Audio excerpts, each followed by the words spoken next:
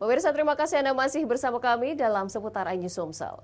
Komisi Pemilihan Umum Oku Timur kunjungi Lapas Kelas 2B Martapura dalam rangka penyerahan berita acara surat pindah pemilih untuk warga binaan lapas tersebut. Demi mensukseskan pemilu serentak 2024 serta memberikan rasa keadilan bagi seluruh rakyat Indonesia, Komisi Pemilihan Umum Kabupaten Oku Timur dirikan 2 TPS khusus yang berlokasi di Lapas Kelas 2B Martapura. Hal tersebut bertujuan agar warga binaan yang ada di Lapas Kelas 2B Martapura dapat ikut menyalurkan hak suaranya pada pemilu serentak 2024 mendatang.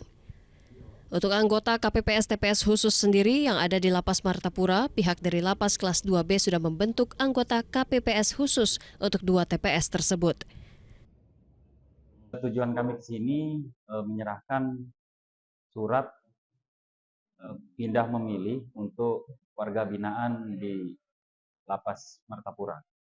Oke, pada hari ini alhamdulillah dari KPU telah hadir ke Lapas Kelas 2 Martapura dalam rangka pemilu tahun 2024 yang berkaitan dengan hak guna pilih dari warga binaan pemasyarakatan Lapas Kelas 2B Martapura, yang mana pada hari ini jumlah pemilih sebanyak 464 yang mana telah didaftarkan ke KPU.